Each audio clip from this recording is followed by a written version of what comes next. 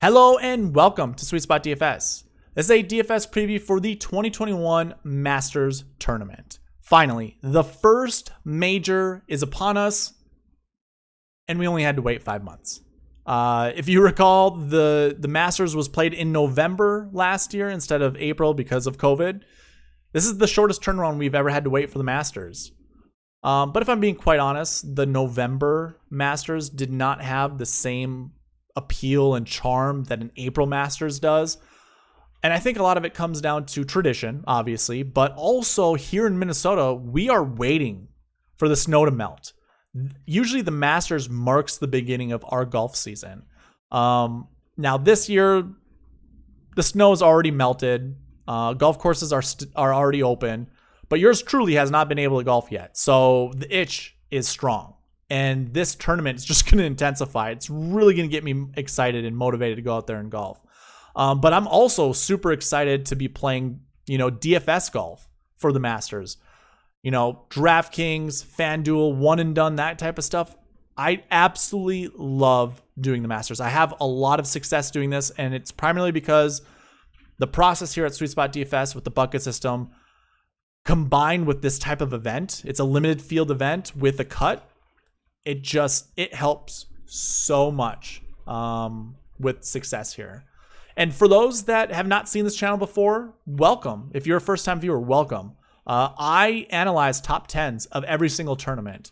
And for each tournament, I basically break it down into buckets and tell you want to mix and match those buckets to build the proper lineup. So instead of telling you, hey, there is a strong correlated stat that you want to anchor your lineups around, which is very vague and doesn't really give you a really good direction, I instead say you want to play X amount of last year 2 golfers, X amount of last year 1 golfers, so on and so forth.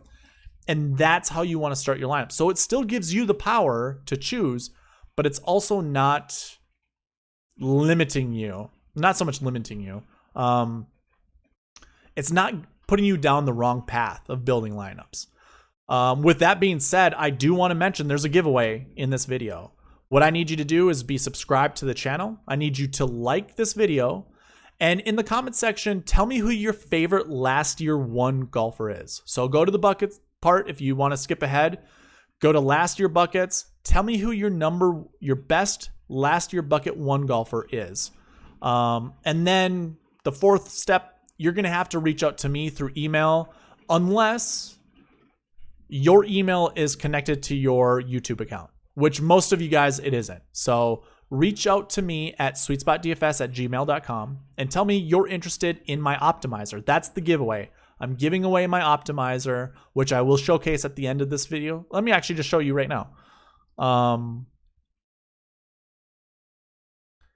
So basically, what you see on the screen is the optimizer. It's already loaded with most of the Masters information. So the names, the salaries, some of the buckets I still haven't yet put in the strokes gain buckets. But you get to use the sweet spot process by determining your conditionals in here. And then when you hit run optimize, let me just save this lineup and run optimize again. You're going to see that it's going to build a lineup of 6 golfers. And it's just easy to make lineups. You can easily export this into Excel or use the CSV file from DraftKings to import this, to mass import into DraftKings. So it makes it super easy. I also have a video. If you are interested in this, it'll definitely showcase all of the things that you can do with this. But before we get into the optimizer, I want to remind you guys there are timestamps in the description below. Also on YouTube, the progress bar is cut up into segments. If you hover over those segments, they're going to tell you what the timestamps are. I don't know if you guys can hear the rain out there, but it is definitely thunderstorming. So hopefully I can get through this video without there being any delay, the power going out, anything like that. Or you guys able to hear this. It'd be really disappointing if you could. But anyways, moving on. I told you there's a cut at this event. And the cut changed last year. So it was top 50 in ties plus any golfer within 10 strokes of the lead.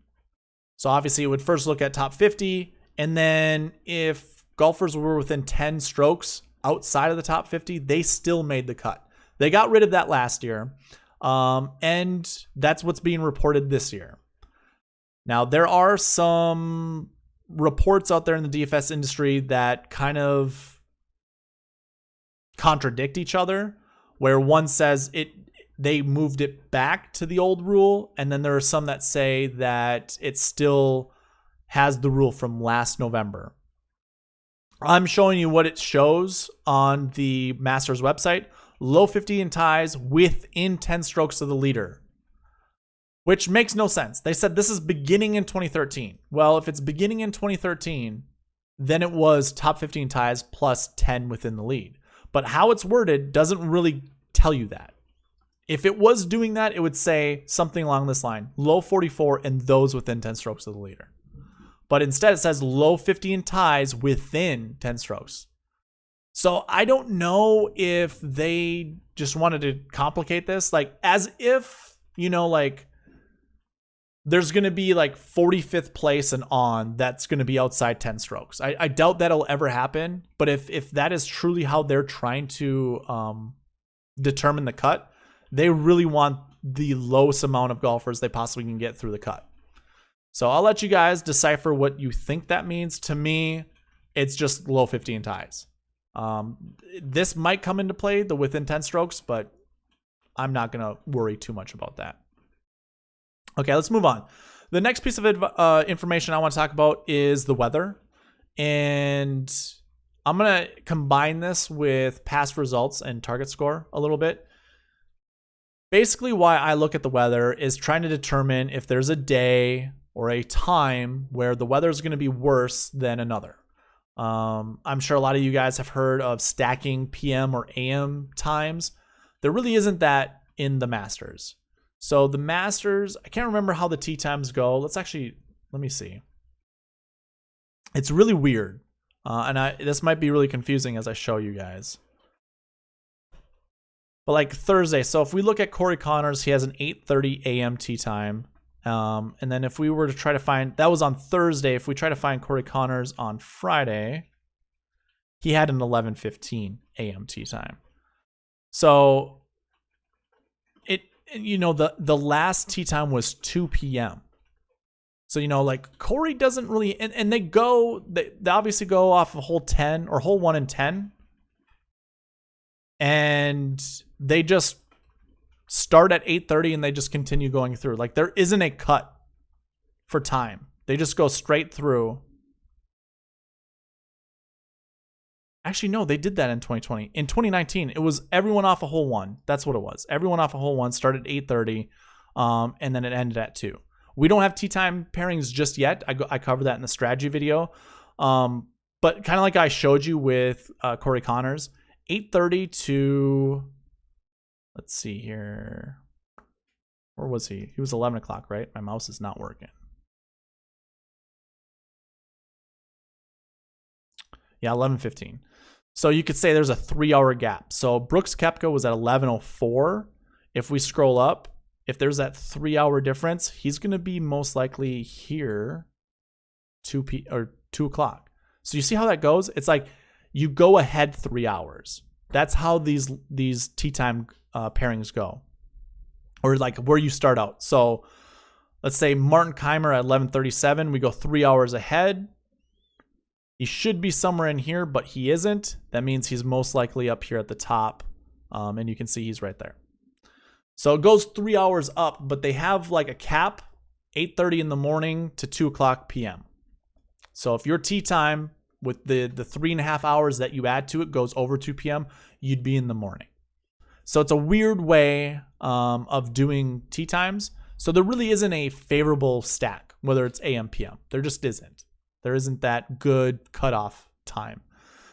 So when we look at weather, it's not really going to help us all that much. But you can see Thursday, I should show you, this is Augusta, Georgia.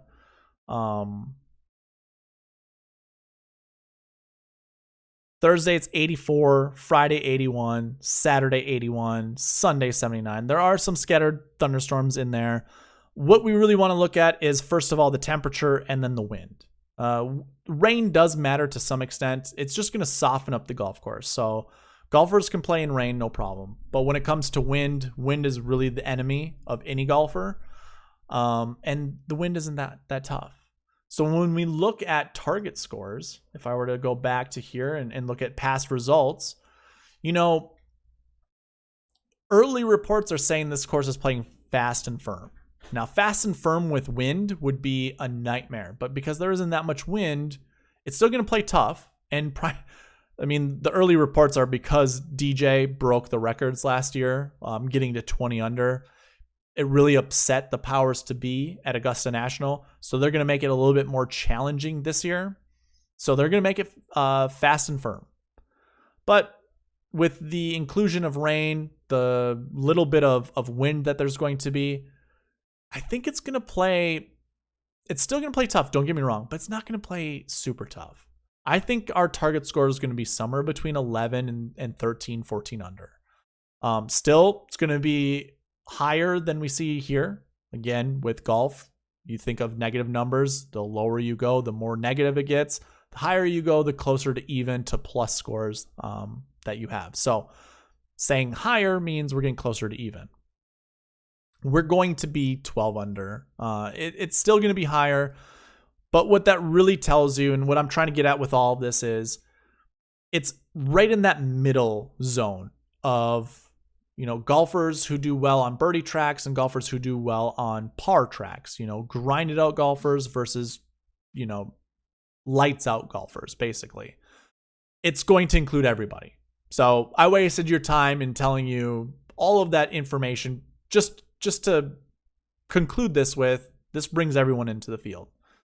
But it's still valuable information if you're thinking one way or another. If you're looking for all birdie golfers, probably not the best route to go, because this is going to open it up to golfers who, shoot 1-2 under a day,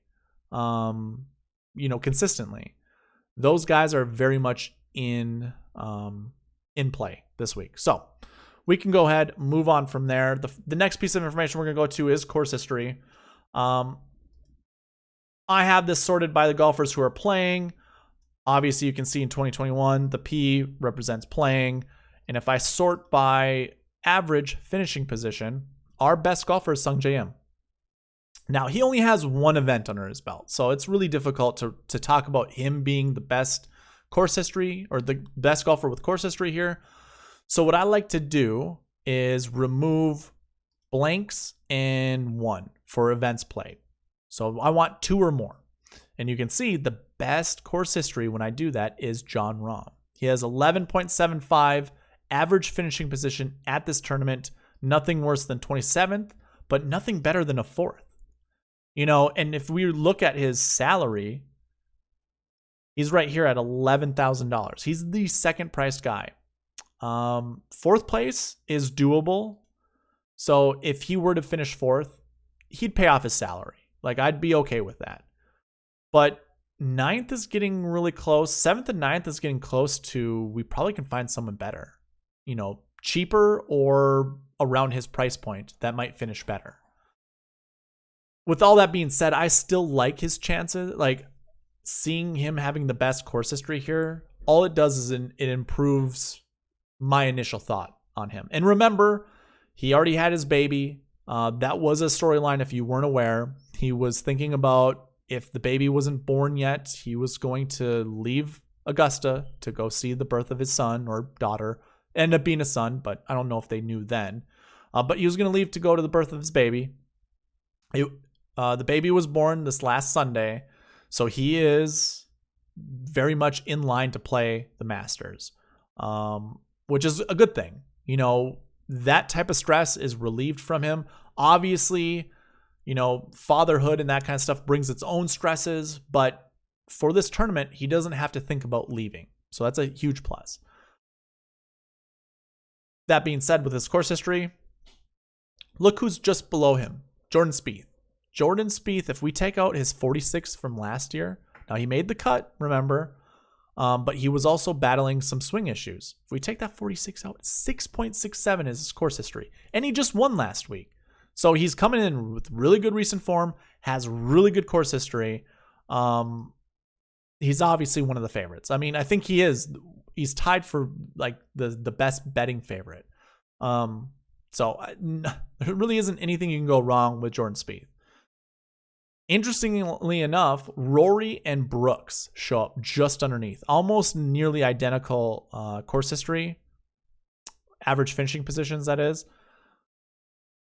And both have question marks. You know, Rory with his swing changes, Brooks with his knee issue. I actually don't mind either of them. I do like Rory this week. I say that every single tournament. If you've been with me over the last couple of weeks, I've been, a sucker. I've been playing a lot of Rory, and he's been disappointing. I'm just one of those that don't want to miss out. Rory is a fantastic golfer. He's working with Pete Cowan, who is a really good teacher of golf.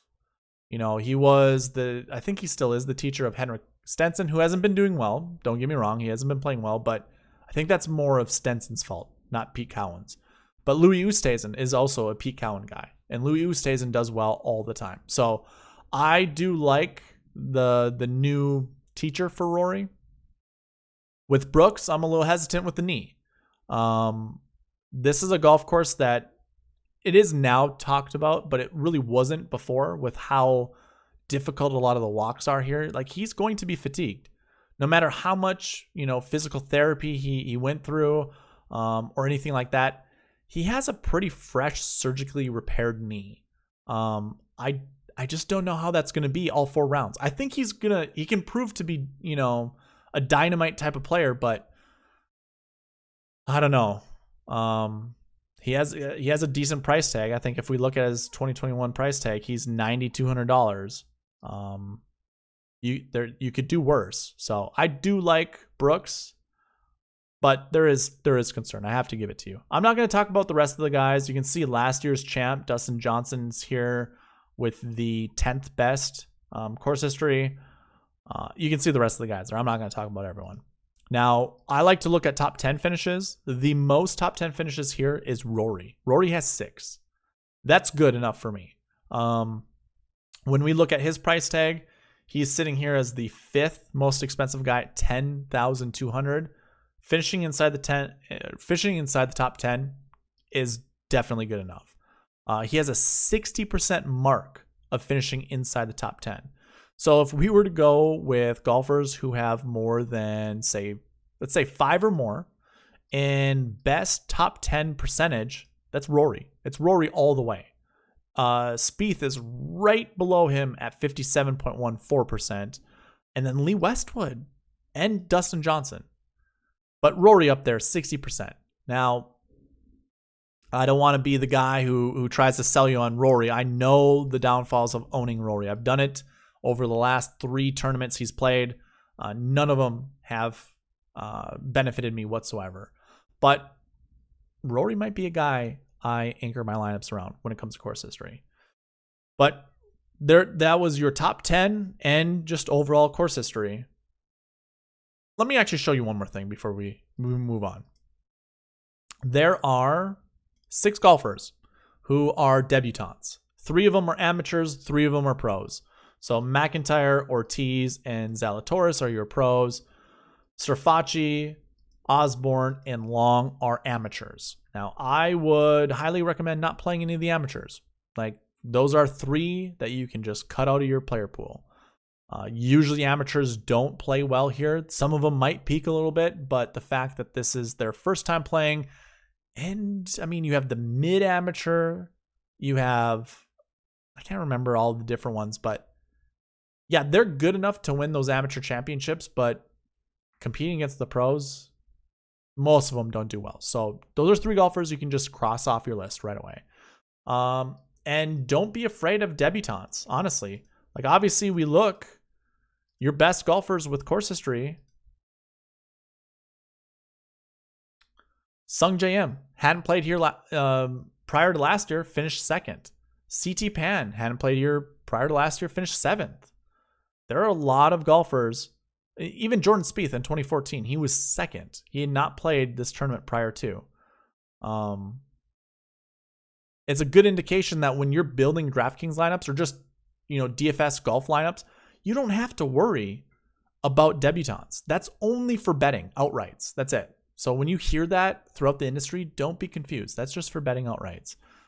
But yeah, we can move on. Actually, let's double check. I'm going to throw in the bucket system here, and we're going to go over course history. Now, again, I analyze top 10 finishes and try to find out do these stats matter? So we're looking at course history. So this is your course history buckets. When I analyze the top 10, I'm grabbing the raw numbers that finish inside the top 10 dating back to 2013. So I do have data that goes back to 2010 for the Masters, but just to keep everything kind of uniform with every single week that I do the bucket system, I just go back to 2013. And dating back to 2013, you can see the total amount of times that a golfer's finished inside the top 10 with a course history between 1 to 20 or 20 to 40 or 40 to 60, 60 to 80, 80 plus, and did not play. So what I'm doing is I'm cutting before the beginning of their tournament. I capture their course history. And if they fall in any of these ranges, that's where they fit. That's what bucket they fit into. So obviously you could call this the 1 to 20 bucket for course history, but I rank it. It's the second ranked bucket. So this is course history bucket 2. And that includes golfers in that 1 to 20 range. So you can see there's a total of 20. That obviously is the second most in just the raw numbers. And again, that's how I do these ranks. And then there's a bunch of information here that I'll get into. But the number one bucket is your 20 to 40 range. So if we go ahead and we look at course history, go right back to that course history page, we are looking between 20 and 40. So if I go here and filter by condition and we go between 20 and 40, now we're looking at golfers here that fit in that bucket. We have, see, when it comes to the course history here, it shows we have 23. I can validate that on my summary page. There are 23 inside that bucket for this year. So who are your favorite golfers? DJ fits there. Daniel Berger fits there. So does Xander. A lot of good golfers. Bryson DeChambeau fits there. So does Victor Hovland, Bubba Watson. A lot of good golfers fit in this course history bucket 1. So this is where the first tough decision really comes into play. When we go back to that summary, an easier way to do this is kind of looking at what is our min and our max. So what min and max tells you is the least amount of times you should play someone, and max means the most amount of times you want to play. Not someone, but golfers out of a bucket. So you can see we have a 3 for a min in that course history bucket 1. So basically what I'm saying is when we look at course history, pick 3 golfers right here that you want to anchor your lineups around. Because these are the ones you're going to want at least 3 and no more than 5. So Patrick Cantlay even fits in this. Cantlay, Fleetwood, Fitzpatrick, Casey, Watson, Hovland, DeChambeau. I'm just picking my favorites. Cam Smith, Kuchar to some extent, Schauffele, Berger, and DJ. That's 12 golfers right there. We want to trim that down to 3 to 5. Now, there are going to be years where there'll be less than 3, and there are going to be years where there's going to be more than 6. That's up to you to determine, do you feel like this is a year where we're going to have more than 5? If so, obviously you can make a whole lineup with 6 of these golfers, if they fit the salary, that is. But what I'm trying to tell you is, if you are going to pick golfers out of this bucket, cross everyone else out that you're not playing. So if you do want DJ and pair him up with Cameron Smith and maybe Paul Casey or maybe even Phil Mickelson, because Mickelson's cheap. So those 3 golfers, cross out everybody else that's not these 3 golfers. Because you're most likely not, I shouldn't say everybody. You have leeway of 2 more golfers because obviously the max was 5. So you get to choose who you like. So that's how I would look at building lineups. So obviously you can see here. Now, if you remember, bucket 2 for course history were golfers in that 1 to 20 range. Let's go and check those guys out. So this one, we can just go less than or equal to 20. Perfect. It's already set. And we can look at the guys here. We have Sung Jae, John Rahm, Jordan Spieth, Abram Ancer, Rory McIlroy, Brooks Koepka, a ton of good golfers, right? When we look at the summary here, we have a minimum of 2 and a maximum of 4. Again, what this means is from 2013 to 2020, we haven't seen less than 2 golfers show up every single year in this bucket. So that means you want to start with at least 2 from this bucket. Likewise, we've never seen more than 4. So although there are a ton of good golfers in this course history bucket, remember this is a bucket, 1 to 20. We haven't seen more than 4. Look at how many good golfers. Justin Thomas is there. Now, obviously, you're going to have to choose between like JT or Rory or even Spieth. I think those are really your high price guys, right? I mean, Spieth and Brooks are really close in Rahm. These are probably the 3 you need to make a choice about between these 3. Now, there is a chance that 2 of them do show up inside the top 10. And if that is the case, there might be that possibility you can't own more than 1 guy in this range. You have to keep that in mind. So really, it's determining who you want to anchor your lineups around here. Now, obviously, you saw in bucket 1 some of those other ones. And this is where it kind of gets interesting, because if you did go this route, John Rahm, and you wanted to choose another high-priced guy, say Justin Thomas, that means when you look at the previous bucket that we just looked at, what I'm going to do is just change this to 40. That way I can include everyone else. But if we look at 20 to 40 and say, again, we were going with JT and Rahm, we're anchoring our lineups there.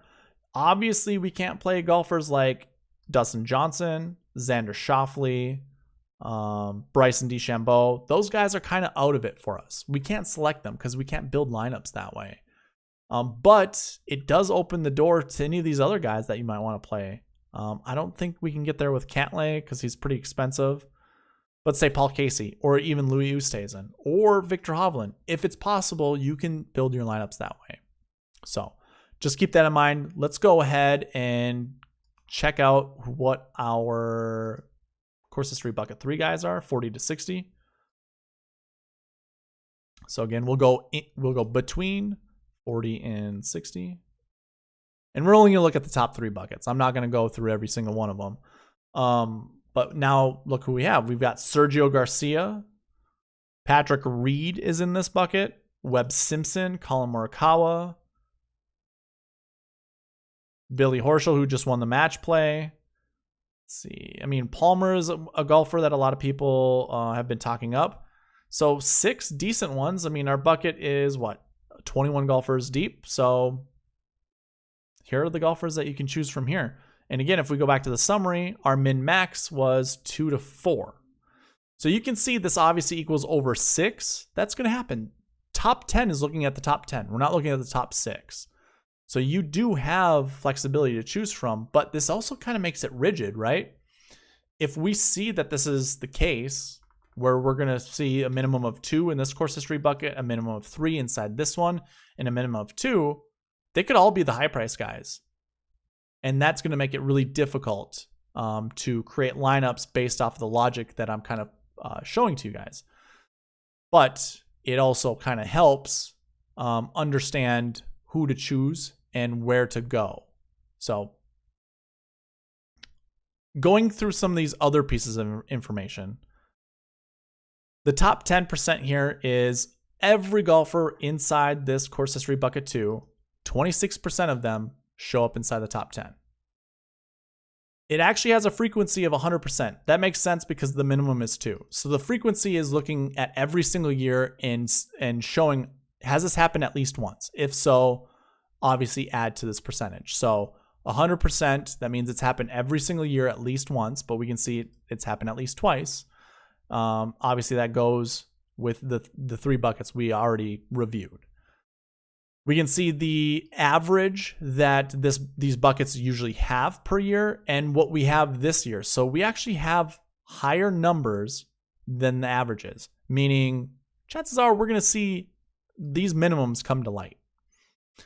You can see what the min max for top 5 frequencies are. So this is going just a layer deeper, like going more under the microscope.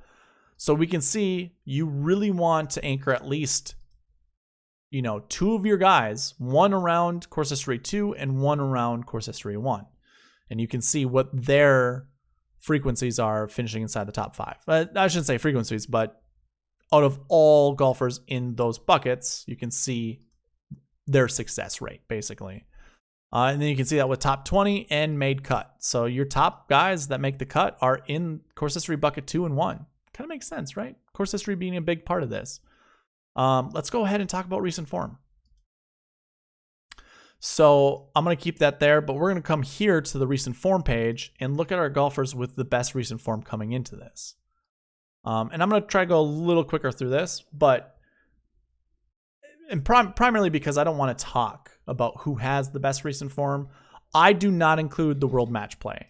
World match play is not included in this recent form number, primarily because it's hard to quantify what a placement finish is in match play because of how many days, or just about how many rounds you golf versus placement. It's difficult to quantify. But you can see the cut made percentage as well as the recent form heading into this. So basically 9 golfers fit inside this 20 or better recent form average. Paul Casey, Matt Fitzpatrick, Camps. You know what? I'm going to let you guys read this.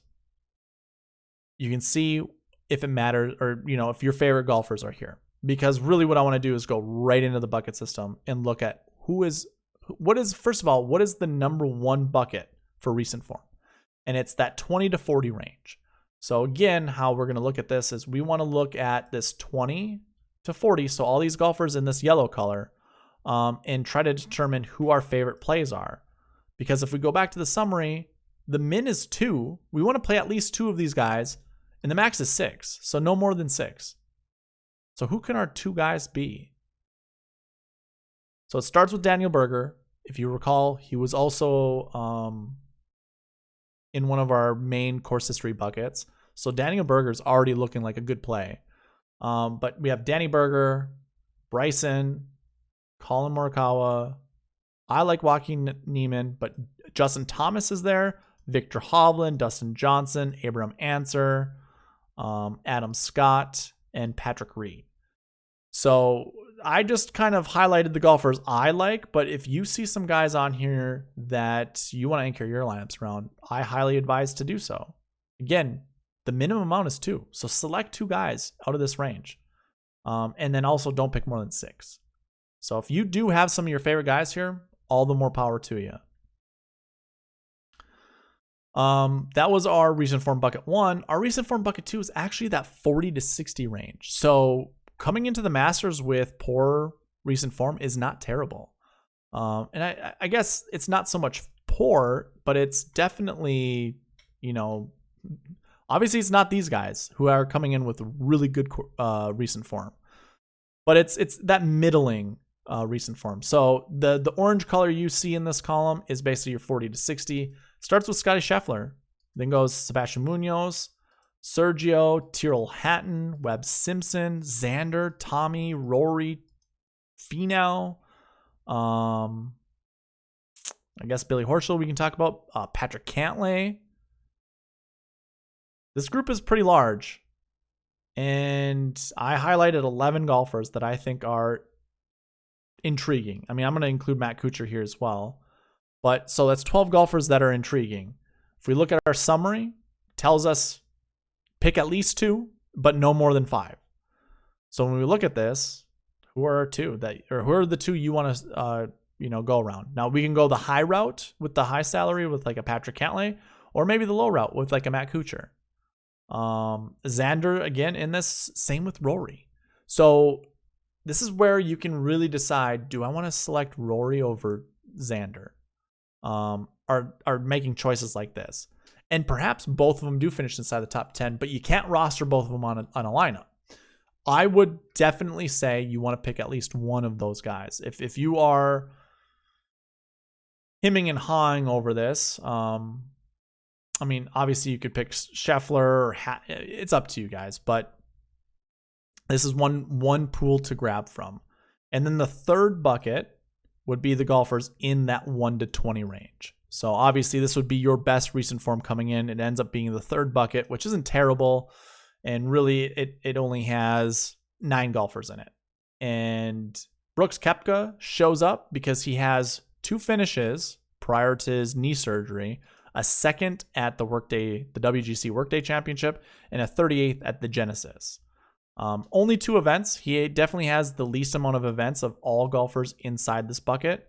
But if we look at the summary, a minimum of 1, but we've seen a max of 8. So in 1 year, we had 8 golfers in this bucket finish inside the top 10. That's crazy. But we definitely want to choose one of the guys from here. And look, Jordan Spieth is there. Zalatoris. Rahm is in here. Cameron Smith. I mean, you could start your lineups there pretty easy. You can't go wrong. So those were the 3 buckets with recent form. Again, you want to diversify your lineups. So that's why we look at the bucket system and we try to determine our mins and our maxes, where we want to start our lineups with. And, basically to me, the max is, I'm going to set my max when it comes to this optimizer. So if you're going to use this optimizer with me, so when we look at recent form and we see, 1 to 20, 20 to 40, so on and so forth, what I'm going to do is set those values. So if we go down to recent form, I'm basically going to set those values to what I see those maxes at. So 1 was 6, 2 was 5, and then 3 was 8, but we never create lineups more than 8 golfers. So I'm just going to put 6. So that's how I'm going to start this. And then this is 1, this is 1. So when the optimizer looks, it's making sure we never go over 1 recent form 4 golfer, 5, or 6. And that's kind of what it shows us here. 4, 5, and 6. We don't want more than 1. And just to show you who those guys are, I don't even know who they are. Like, I wasn't even looking at them. Maybe there's a golfer in there that will change my mind, but it's from here down. So we have Leishman. Now he's not. I'm just going to talk about golfers 8K and above, which there aren't any. Like as you can see, we could probably get rid of most of those guys. Like Justin Rose is even there. Matthew Wolff. Like this is where I love the bucket system. We can really trim the fat of these guys. So if you're like trying to hem and haw over a 6K golfer, just know you don't want more than 2 of any of these guys. Like in this range, we don't want more than 2 in here. Just pick 1. That's it. Likewise, for these 3 golfers, I'm just gonna avoid. That's not a group I really want to go with. And if we're looking at the summary, golfers, this is your 6th ranked bucket. It's your worst one. But no. Out of all golfers in recent form 6 in this range, dating back to 2013, only 2.78% has finished inside the top 10, meaning it's not a good bucket to choose from. And you can see the other percentages here. They're not good. Bucket 3, believe it or not, for recent form has the higher success rate. But all 3 of them have 100% frequency, meaning they have shown up at least once inside the top 10 over the last 8 years. When we go to top 5 frequencies, your bucket 1 shows up at least once. So it's really good to start there. And again, if we do that and we go to our 20 to 40 range, that's all the golfers that were within here. Abram Answer, DJ, JT, DeChambeau, Daniel Berger. So I would say of these golfers, at least one of them, I should say of all of these golfers, at least one of them is going to show up inside the top 10 or inside the top 5. So you're going to need one of these guys for sure. So that's looking at recent form and course history, and obviously looking at the summary here. Hopefully you guys can read it.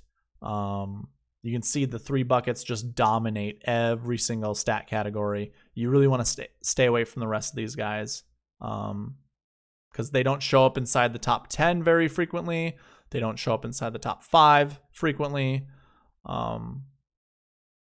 And we just kind of went through who those golfers are. So from here down, this is really trimming out 29 golfers from your player pool. And it's not so much that you really should, but you should not anchor any of your lineups around those guys. That's kind of what I'm getting at. So to go a little step deeper, what I like to do is look at last year and last week finishes. So we're just going to stay on this page because it just shows us everything we want. We're going to look at last year first, and we're just going to look at bucket, the bucket information. So when we look at last year,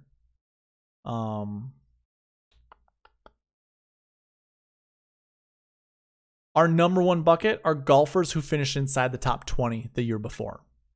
22.29% success rate. So that is of all golfers in that bucket dating back to 2013.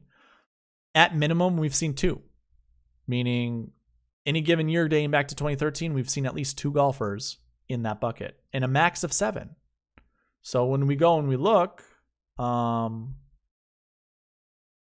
here's your top 20. There are 22 golfers that finished top 20 last year, which again was November.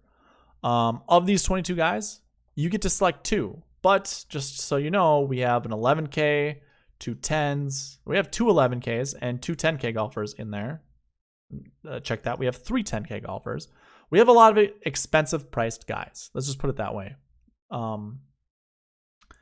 So this is where it gets a little bit tougher when it comes to looking at last year. But again, it's somewhere between 2 and 7. So we could have 4 guys from this bucket show up inside the top 10. Again, we are looking only at top 20 finishes. I'm going to load up from here. I really like Abraham Answer. A lot of people like Cantlay. I don't mind him. I like Sebastian Munoz for a cheap last year one.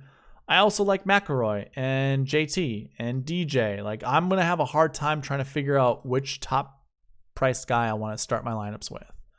And in more likely than not, I'm probably going to go really balanced with my top guys because I'm probably going to play every single one of these top 10K guys. And I want to, narrow down my player pools. But, if I'm making 100 lineups, I might own all of these guys somewhere between 12 to 15% and just hope to hit with the correct combinations. But maybe I won't.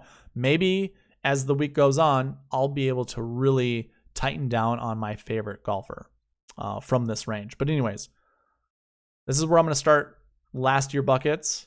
Your last year bucket 2, golfers who did not play last year. We have 23 golfers in that bucket this year. On average, we have around 32. So we are down nearly 10 golfers in this bucket, which all that tells to me is that's actually going to reduce the success rate and the frequency we see from this bucket. Whenever this number is lower, it should provide less confidence in playing that, because I believe this is more when it's 32. Obviously, you can see this is a higher number than any of the other buckets, meaning this is a very volume-driven bucket. With 8.02%, that is the 4th best success rate for any of these buckets. And that doesn't provide me a lot of confidence, regardless these are last year bucket 2 golfers. But definitely want to keep that in mind. Again, it does have 100% frequency, and it is the second highest max that we have seen. It does have a minimum of 1. Let's see who those golfers are when we take a look here. I guess I can go ahead and put a filter on these. So these are golfers who did not play last year, and we can go by price tag. Victor Hovland. That's right, he did not play last year. That kind of confused me for a second. Daniel Berger is in this bucket. I do like Berger, and I like Hovland. I also like Sergio. Why wasn't Sergio in this field last year?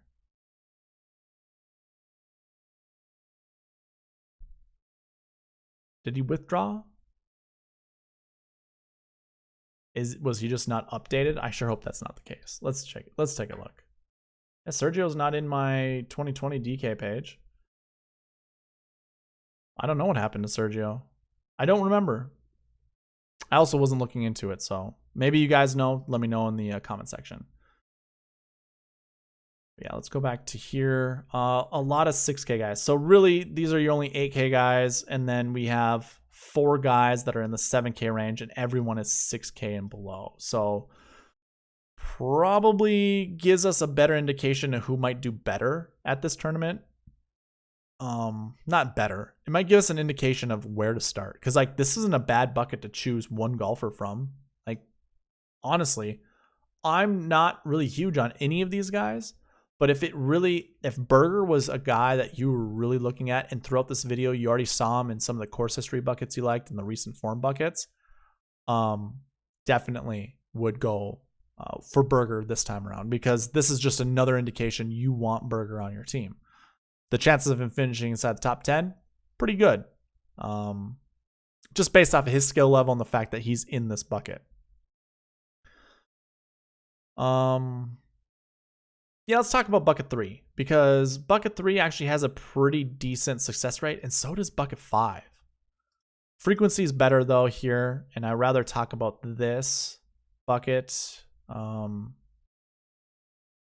Since when I look across, I definitely like the top 5 frequency, or success rate, I should say.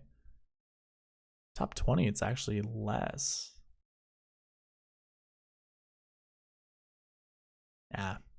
Yeah, let's talk about this bucket. Okay. So what I want to do is look at, what was it, 20 to 40? Was that what it was?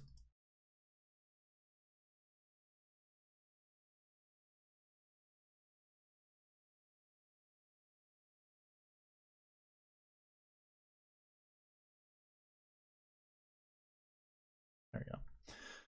This bucket's not very large. We have 15 golfers in it, and our minimum was 1. Our maximum was 4, I believe. 1 and 4. We have 100% frequency. So again, obviously the min being 1 shows that. 7.83% finishing inside the top 5. That's not terrible. It's not great, but it should give you a little bit more insight on if you wanted to anchor any of your lineups around these guys. I mean, Bryson is kind of in a league of his own. Obviously, we could make an argument that Tony Finau is just as good as Bryson, but you know, with price tag alone, he's kind of in a league of his own. And then Finau and Westwood are very close to each other in price. And then we kind of drop down to the 7s. We have 6 of them in the 7K range, and then we have 6 of them inside the 6K range. When I look at something like this and there's a minimum frequency of 1, I would say I have no problem playing every one of these guys. Not everyone, but most of these guys equal percentage. So there's 15 guys. I can tell you right now, I'm cutting out Langer. I'm cutting out Schwartzel. I'm most likely cutting out Lowry. And I guess I could stick something like this. So I might just divide this 12 by 100 and get me my percentage of how much I want to play any of these guys. Now, we'll see. I mean, I do like Bryson this week. I definitely will give him, you know, a little bit more ownership than the rest of these guys. But, you know, if I am cutting them, you know, into 12s, maybe I grab some of that ownership. So what is that? It's nearly 8%. It's 8 point something percent. Instead of 8% of Ian Poulter, maybe play him 4, and I grab that additional 4% and I put it to Bryson to make him 12%. I'll probably play around with that, but I think that's how I'm going to do that. But yeah, that's your 20 to 40 range for last year. Let's move on and talk about last week buckets. So if we go back to the summary page and change this back to last week, our number 1 bucket are golfers who did not play. Our number 2 bucket, golfers who finished 1 to 20. Bucket 3 are golfers who actually missed the cut last week. So those that did, like Tony Finau, they don't look too terrible right now. So as we read more of this information before we get into kind of the player pools, obviously we can see our min maxes. Only the did not plays have a 100% frequency, but the last week bucket 2 golfers, only 1 year. I'm guessing that 87.5%. 1 year we didn't see at least one. So 87%, that's a pretty decent frequency. 24.64% though, that success rate is really good when looking at the buckets. So that's the success rate of finishing inside the top 10 of everybody that was in that bucket dating back to 2013. So definitely building lineups around last week 1s and last week 2s is a pretty good idea. Everybody else, it's okay. Like, you know, success rate here for this bucket's pretty good. On average, we see 4.3. We have 6 this year. We can take a look to see who those guys are, because I'm kind of curious. I didn't really think about taking a look at this bucket, but the fact that we have one more than usual, what was that, 40 to 60, or was it? Let me double check. Yeah, it was definitely not 40 to 60, because that's pretty small. Scheffler and Walker must have been 20 to 40. So 6 golfers. There we go. Matsuyama, Answer, Kim, Champ, Griffin, Laird. I just like Answer that much more now. He's on the thumbnail for a reason. I like Abraham Answer this week, and I'm probably going to play as much as I possibly can of Abraham Answer. And 17.14%. That success rate is not terrible. 62.5%. So for me, my frequency, when I look at frequency, that's kind of like the maximum ownership I'm going to use out of a bucket. So when I'm looking at this, I'm going to allocate basically of these 6 guys, 62%. Now I could divide 62% by 6 and each one of them be 10% owned. Or I could perhaps anchor my lineups around one of these guys. And price alone, I don't really feel confident with like Abraham Answer, but it's not terrible. Same with Hideki Matsuyama. That's not terrible either. I don't think that's the route I'm going to go. And I'm probably not going to really use 62% for like collective ownership. I personally don't care for like someone like a Martin Laird or a Alonto Griffin or even a Cameron Champ. For the rest of these guys, if I were to cut this into 60% 3 ways, 20% is a little too high for each one of them. So we shall see. I do like Abraham Answer. Maybe at max, how I'm going to look at this is use this number here. So I won't own anybody out of this bucket more than 17%. There's really no rhyme or reason to it. I just kind of like using those numbers as kind of like min maxes, that kind of thing. Let's go ahead and look at our last week 2s, because the top 10, the success rate is really good. The frequency is also really good. We have 65 golfers in this last week 1 that did not plays. That's a lot of golfers to go through. We can kind of cut down time just by looking at some of these other guys. So I'm going to go ahead and go less than or equal to 20 to take a look at these guys. Look at that. Jordan Spieth is there. Connors, Woodland. I mean, Spieth is really the only guy that kind of, pops out. So I guess if there's ever a reason to believe Jordan Spieth's going to win this tournament, not the only reason, but this is definitely one of those moments where looking at all the pieces of data, Jordan Spieth to me is just a top play. I do like Sebastian Munoz. I also like Ryan Palmer. I don't think those are bad plays. And Matt Wallace, in November, I think he was scaring the top 10 for a little bit and then kind of just played out of it on Saturday and Sunday. So Matt Wallace might not be a terrible play, and he just had a top 5 finish the week before. So if it's not Jordan Spieth, I would say any of these guys I think are definitely in play. I like all of them. And the rest of them are in the 6K range. So again, if you're not going Jordan Spieth, definitely consider playing one of these guys, because the frequency and just the success rate out of that bucket is really good. Again, success rate, nearly 25%. Frequency, 87.5. That's pretty good. Just to amuse you guys, let me go ahead and show you all the guys that do not have a finish last week. We have all of our guys in the 10K range, most of our guys in the 9K range, everyone in the 8K range, everyone in the 7K range, obviously because we go from Spieth to 6K guys. So it doesn't really help to look through this, and I'm not going to say, oh yeah, select 5 of these guys, because, well, again, there's 65 golfers in that bucket. So that would be looking at your last year finishes and your last week finishes to go along with course history and recent form. The last little bit, you know what? I don't have buckets for grass stats, but I'm going to talk about grass stats.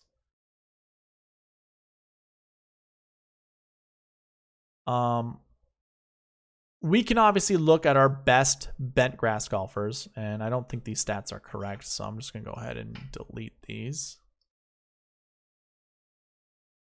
The best guy coming in with bent grass stats, Jon Rahm. Then Rory, DJ, Hideki. Spieth is up there as well.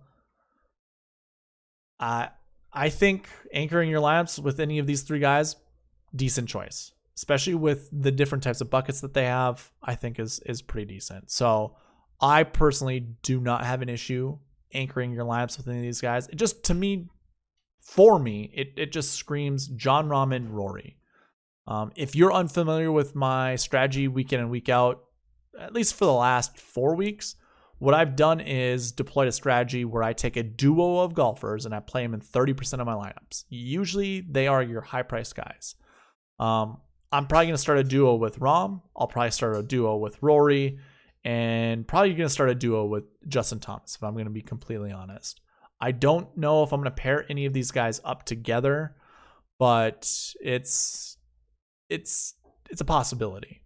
And we'll talk about salaries here shortly. But when it comes to overall bent grass, obviously you can see the top 20 guys here. That's basically everyone you see on the screen is your top 20. You can't see Berger, but Berger rounds out your top 20. Actually, no. Sungjae rounds out your top 20. Now, I usually have a rule here. Never play anyone below 5% top 10 frequency. That's basically what this column here does. We're looking at everyone who's 0%, 2, 3, 4, 4, 4. These guys here, so Jim Herman, Michael Thompson, Brian Gay, Hudson Swafford, Mike Weir, VJ, Sandy, Jose, Larry, McIntyre, Couples, and Bezuidenhout. Now, I don't mind Bezuidenhout or McIntyre, but I'm okay with fading them, honestly. I don't think I'm losing out on anything by fading these guys because of their poor bent grass histories. Now, some of these guys only have, a few events under their belt, but for me, it doesn't matter. I'm not going to play them regardless. So that's what I forgot. I think I counted, but that's 12 golfers we can remove from our player pool. So that's definitely, that's what I'll look at. So 5% or better. I really don't look at 2021 stats, but obviously here you go. JT won the Players Championship. We marked that as bent grass. Because it was definitely overseeded. It was not Bermuda, as some people like to think it was. Then Jon Rahm is second. So Rahm is really popping out in a lot of these stats. And it's hard to fade him, honestly. I really like Jon Rahm this week. So that kind of rounds out the grass stats. The last piece of information that I want to talk about in this preview video is starting salaries. Where should you start your salaries when it comes to building lineups? So I'm going to go ahead and actually make this a little smaller. Maybe not that small.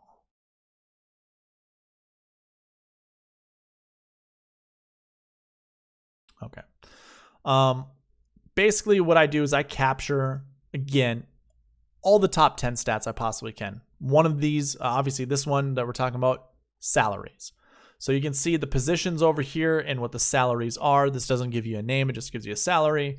And then you can obviously see here's the rounded out of the top 10. So obviously nothing's better than 5th place here. I should say nothing's better than 6th place. And then everyone top 5 is up here. And this is just to make it easier. Well, first to show you visually, but also when I put in the formulas for my for this spreadsheet. And then the data that we see over here is just kind of a summary. You can see what the average salary for the winner is, what the minimum salary was, what the maximum salary was. That's, I don't know. If you guys want to know that information, that's great. One thing that I like to look at is the average salary inside the top 10, because DraftKings gives you $8,300 to play with per player, when creating lineups. When this number is greater than 83, that means the cream really rises to the top. Your high price guys finish inside the top 10 more so than your low price guys. It just makes sense, right? When that goes over that salary, it's telling you, don't be afraid of playing high-priced golfers. The information that we see right here is very similar to like the bucket system. You can see top 5 frequencies, top 10 frequencies. It's really just the total amount of golfers in these price buckets that have finished inside either the top 5 or the top 10. So it's just a number. And then you can see the top 10 percentage. But that's just looking at everybody inside these price tags. Like this probably is useless information. It's just giving you a wide angled lens to every price tag inside the top 10. And in these buckets, what does that account for inside each, like collectively the top 10? So basically, another way to say this, for golfers 11K and above, 10.14%. Or 10.1% of the top 10 has finished inside that price tag. And that obviously goes for everything else here. To me, it's much more interesting to look at this information. So you can see the total amount of golfers in each of these buckets. So since 2015, we have seen 14 golfers 11K and above. 19, 10 to 11, 36 between 9 to 10, 48 between 8 to 9, 137 between 7 to 8, 216 in between that 6 to 7. And then we did have a couple years where we had price tags under 6K. We had it, I think, as low as $4,700, believe it or not. We've also had a price tag as high as $14,900, I believe. I think that was Rory McIlroy. Let's take a look. Yeah, $14,900 in 2015. So it was kind of wonky in 2016 to 2015. I almost didn't want to include that information because it's, DraftKings wasn't able to hone in on its salary construction. So again, I thought about it, but in the long run, I ended up doing so. But really, I want to take a look. Sorry about that. I wanted to take a look at top 5 percentages and top 10 percentages because this is giving you an idea of all the golfers in that bucket. This is their success rate of finishing inside the top 10 in the top 5. So 50% of our 11K golfers, that means 7 out of 14 have finished inside the top 10. Likewise, 52% inside that 10 to 11K range. It's again just telling you, play those 10 to, do not be afraid to play your 10 and 11K golfers. It definitely will go a long way. You can see how the 9 to 10K fares, 8 to 9, and then as we get lower, the success rate gets lower. 4.17 of all 6 to 7K. Now we have 216 golfers in that range. So it's really trying to find a needle in a haystack. That's what that's doing. Now, one piece of information, I'm going to go past this. To me, I'm having no issue anchoring my lineups with 9K and above golfers. I'm not one of those that peppers the 8K range. I don't have a philosophy of doing anything like that. As you can see, you have a 20% success rate. So if you want to select all 6 golfers in there, chances are you aren't going to see a lot of money coming your way. But as we look, if we want to really dig down into these salaries, we can see what the most frequent salaries show up inside the top 5, top 10 throughout these columns here. So this is just doing a count of, obviously the golfers here in these salaries. 7,400 shows up 5 times inside the top 10, dating back to 2015. 5 times, that's not every single year. Like if I were to go ahead and count here, if I did this earlier, so 74, I'm just going to go mark 74 every time I see it.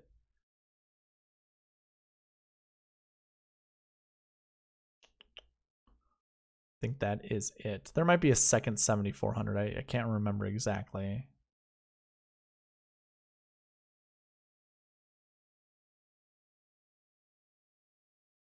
Let me know if I missed one, but 1, 2, 3, 4. Yeah, I missed one. There's 5. Where are you? Of course, my eyes are just moving super fast right now trying to find it.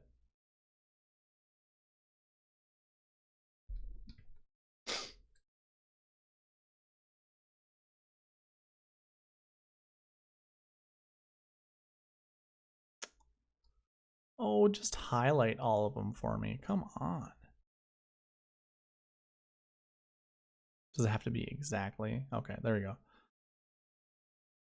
So we have 1 here, 1 there, 1 there, 1 there. That is 5. I don't know why. Perhaps I couldn't count. So 74, 74, 74, 74, and 74. Okay, I missed this one. Interesting. So those are your 5 that are 7,400. Now, to me, does 7,400 really matter that much? No, it doesn't. But what it tells me is we want to find, golfers around that 7,400 mark. So I'm looking somewhere between 75 and maybe 72 to 75. That's kind of what I'm looking at.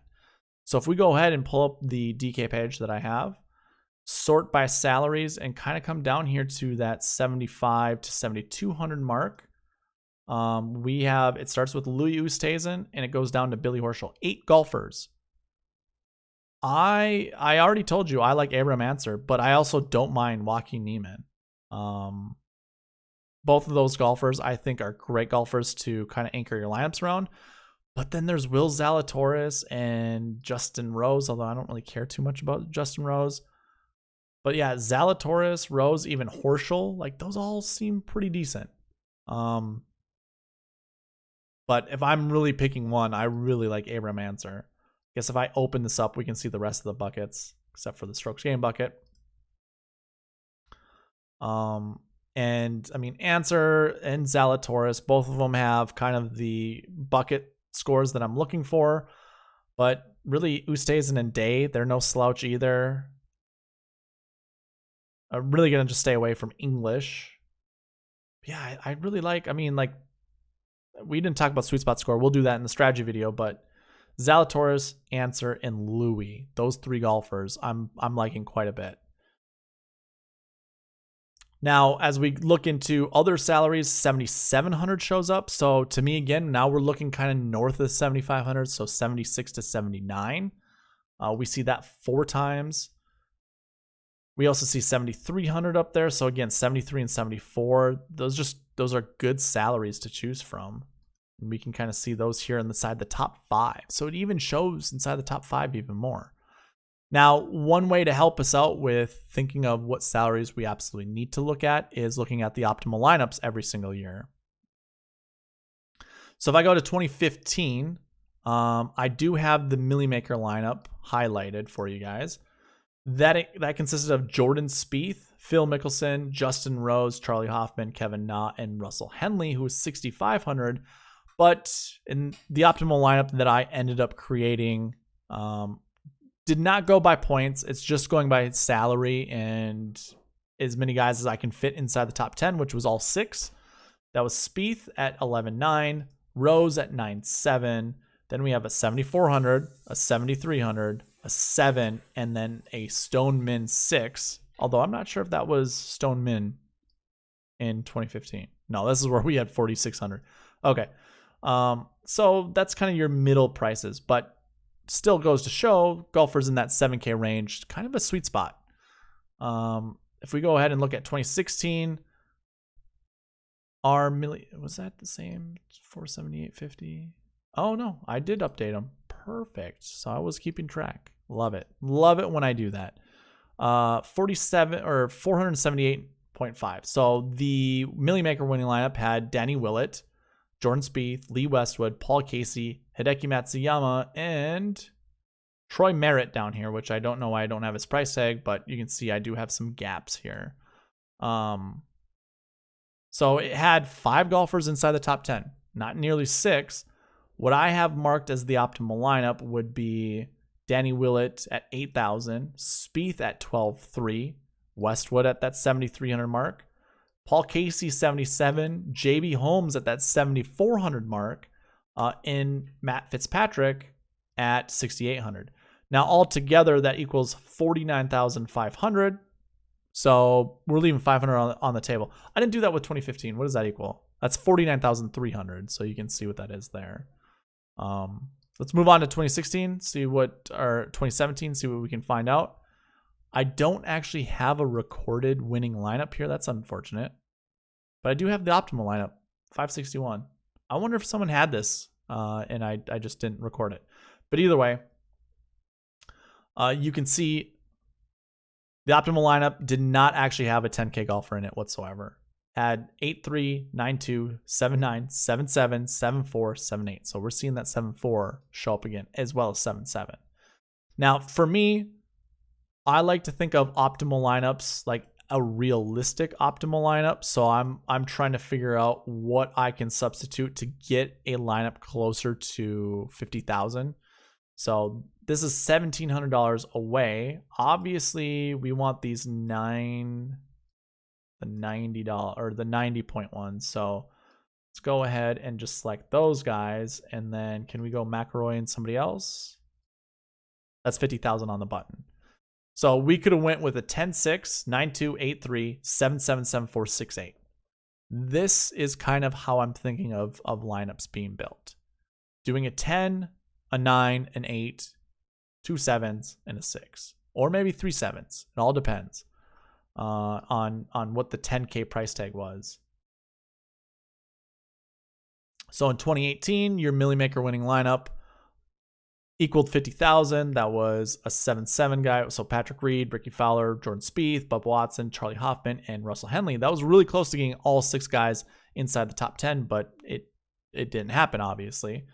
But the optimal lineup would have had a 10-4 guy in it, a 9K guy in it, an 8K golfer in it, 7-7, 7-1, 6-9. So we have that high price 7, that low price 7, a high 6, a 10, and a 9.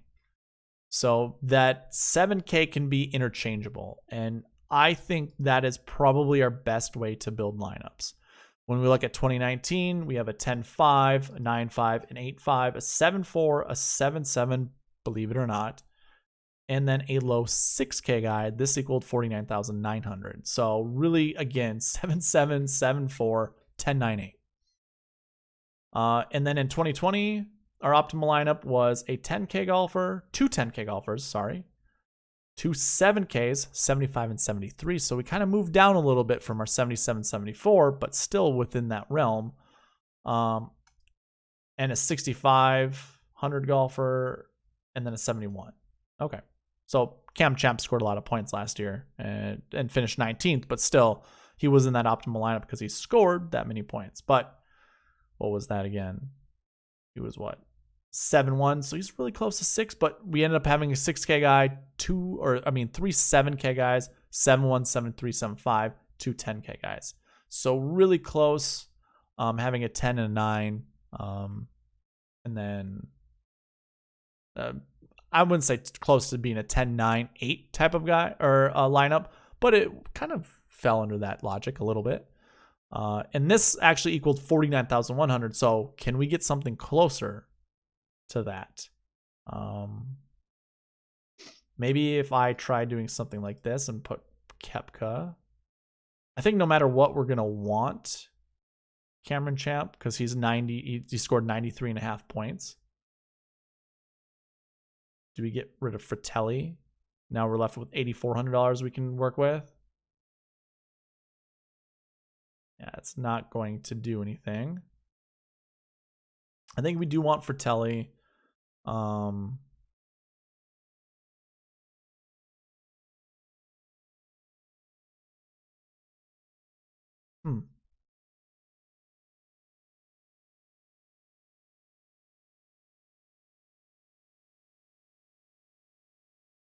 don't know. We get to champ really, so 71. I mean, if we went to 74, that just it gets closer. I don't know if we can really create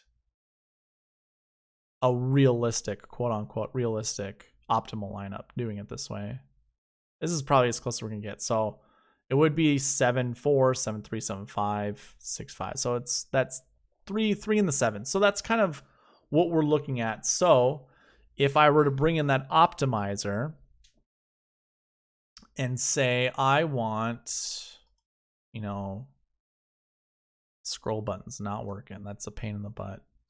At least 2 guys in the 7K range, 1 here, and just see what that ends up doing. I'm going to just delete all lineups because I want everything to be free of everything and run that optimizer. Let's see what it actually pulls out. I'd love if it shows a 74. Look at that. 7-7, 7-4, 6-7, 8, 9, 10. Using all $50,000. And this is with my metric being used.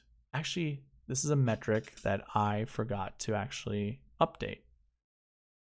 So let me actually do something quickly.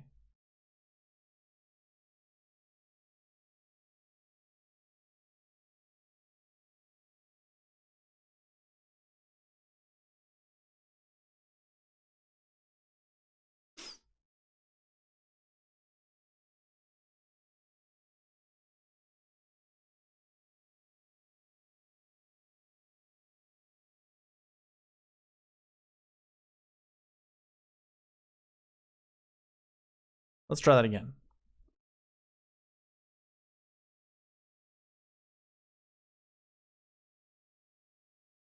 Rom Brooks. Look at that. 77, 74, 6-5. That's a good lineup. Yeah, I like that lineup a lot. And that's where I think I want to create lineups, something similar to that, where I have a 10, a 9, an 8, those 2 7s, and maybe it even turns into 3 7s. That's totally fine for me. And then everything kind of falling into logic with the buckets. So,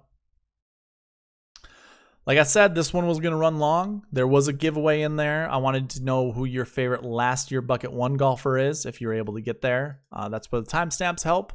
So you can skip back to that if you want to. But gotta like the video, gotta be subscribed, have to reach out to me, let me know you're interested in this. Again, my email is SweetSpotDFS@gmail.com. Yeah, just let me know and I'll send this to you. All I have to do is update the strokes gain buckets and then copy over everything that's on the dream sheet that you see right there, because that is also included with this optimizer. For those of you that did share videos in the past and I said that it was part of the Masters, I will send this out to you guys tomorrow afternoonish. Probably no later than 7 p.m. Central Standard Time. I know that's not afternoon, but I'm just kind of saying that would be the latest that I would give it out to you guys. So with that, hopefully that gave you a good starting point of starting your lineups. It's definitely a different way of presenting the data. Again, I'm not a huge fan of sticking to one stat over another. I like to analyze optimal lineups in the past to try to figure out where the best starting points are to create optimal lineups for the future. In time, I will be able to review all optimal lineups for every tournament to try to find some kind of common ground, basically, or a common lineup build, basically, because my memory, obviously, Our memories are based off of feelings. What I feel like I remember is what I just showed you with the optimal lineup. A lot of them start in the 10K range, then go down 9, 8, 2 7s, and a 6. Sometimes it isn't that way, but obviously being able to analyze all the optimal lineups gives you a good idea where to start. And I would love to tell you guys, hey, we're going to start here. Or overall, this is where we want to start and kind of go from there. But anyways, that's all I'm going to leave you with. Yeah, Optimizer available for you guys. And tomorrow, I forgot to mention this before, but tomorrow I'm going to have a guest on my strategy video. He is a long-time follower of the pod, and him and I like to bounce ideas off each other. So I'll definitely... I didn't talk to him before creating this video, so I'm not sure if I should introduce him, but you would know him. If you do follow me, you probably follow him, maybe. But it's Mr. Guru Nick on Twitter. He provides a lot of great information, so you will get to see him tomorrow. But I'm going to leave it here. Thank you guys for watching. Please leave a like, comment, subscribe, all that good stuff, and I'll see you in that strategy video tomorrow. All right, bye.